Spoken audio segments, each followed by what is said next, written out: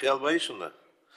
Мына майыптардын саны, кызматкерлердин санынын 50%-нан кем эмесин түзгөн майыптардын коомдук бирикмелери тарабынан түзүлгөн уюмдардын товарларды монополия каршы орган белгилеген баалары боюнча сатып алуу дегенди кандай түшүнсөк болот?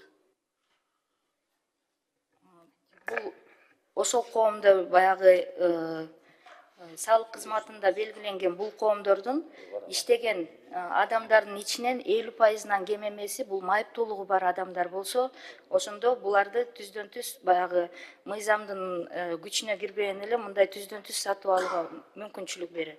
Сиз мындай жөнөкөй тил менен айтканда тендер жок. Прямой закуп. Микрофон иштетип алсаңыз? Түз сатып алууга мүмкүнчүлүк берет. Тендери жок. А 50%-тен кем болуп калса, значит, анда эмне болуп калат? Анда тендер болуп калабы? Катышып калабы тендерге? Ооба, аны баягы тендер мыйзамы боюнча катышууга мүмкүн.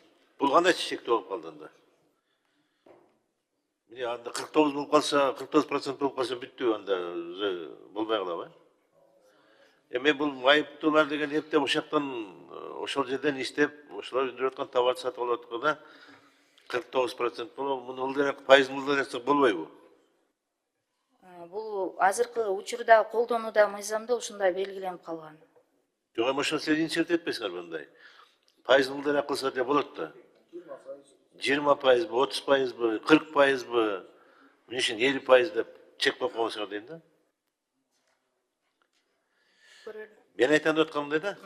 Кыялбайсыңдар. Сиз эми энесиз да туурабы? Майып балдардын и так эле өзүнүн оокат кылар иштери жок, ошолор эптеп тапкан жумушу ошол. Анан ошолордун укугун пайыз менен чектегенибиз кандай болуп калат деп атам да. Туура болуп калдыбы ушу? Сиздин өзүңүздүн оюңуз кандай? Эми бул түз сатып алуу баягы тендери жок конкурстарга катышуу үчүн биз айрым бизнесмендер бул өзүнүн катарына баягы майыптуулугу бар эми 3-чү топтогу болобу же баягы жеңил жумуш берип эле, мисалы азыркы бүгүнкү учурда чакан чарбаларда 20 киши боло турган болсо, ошонун 10 кишиден ашыгын баягы майыптуулугу бар жарандар кылып, бирок ошентип белгилеп алса, булардын да товарлары өтөт да. Сиз мындай деп айтсаңыз, ошол прямой закупту жасаш үчүн, тендерге катышпай прямой закуп менен алыш үчүн, ошол жака деген майыптуулугу бар адамдарды каттап алып эле катышып прямой закуп кыла бериши мүмкүн дегенди айтыңыз. Мындай сиз толугураак маалымат айтып атсаңыз мындай. Мен ошол жерде угуп албай атам сизденчи. Мен билип атам сизден эмнеге алып келатканыңызды. Ошон үчүн мындай коомчулук болуп атканда жөнөкөй тил менен айтыңыздар. Ошол ишкер кандай кылып каттатып алат аны?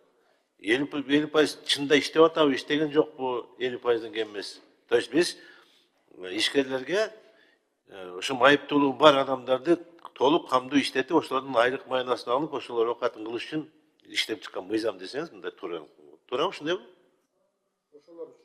Ошолор үчүн деп. Туурабы? Туура. Рахмат. Бул биринчиси. Экинчиси, Жибек Курманбековна, Минфиндин маалыматына ылайык 2024-жылдын 9 айдын ичинде болгон бир булактан сатып алуу ушулун колдонуу менен Кыргыз азиздер жана зөрүлөр коомунун 53.331.570 сомдук, ал эми башка майыптар коомдорунан 236.758.000 сомдук товар сатып алынган дейт. Бул кайсы товарлар? Бардык эле товарлар бар да, которые ошол инвалидтерди иштеп. Перечень. Кандай, например, мындай мисал айтсаңыз? Мен кандай товарларды өндүрө турганын айта албайт экен, менде эме бар да, предприятиялар бар экен, айтып берейин. Токмокское учебно-производственное предприятие общества глухих слепых деп бар экен, 19 миллион. Бул жыл аягы 24-түн полный сумма. Сиз 9 ай деп атпайсызбы? Мен жыйынтыгы менен алып келдим. Токмокское деп бар экен, анан кийин Садоводское учебно-производственное предприятие Кыргызское общество слепых деп бар экен. Сиз бирөөнү айтсаңыз, эмне менен заниматься эткөн, ошо эмне өндүрөт экен? Бир ден айтыңыз, эмне өндүрөт экен? Же жооп бере тургандар барбы? Эмне өндүрүшөт? Сиз жооп берсеңиз. Так, ким жооп берет? Уруксат болсо, бул Кыргыз азиздер коомунун өндүрүштөрүнүн бири. Бул учурда буларда көбүнүн ичинде булар баягы матрастарды, катуу эмеректерди жана жумшак эмеректерди ушуларды дайындашат. Мен билген, Формаларды тигишет. мен билгенден мына биздин центральный лаборатория деп коебуз, мына Минприроданын карамагында турганчы. Ошолордун жаңы бир имараты курулду. Ошол жака деген биз тармактык комитет барганыбызда ошол жактагы мебелдердин баардыгы ушу Азиз Дүрөйлөрдү жасаган деп көргөнбүз да.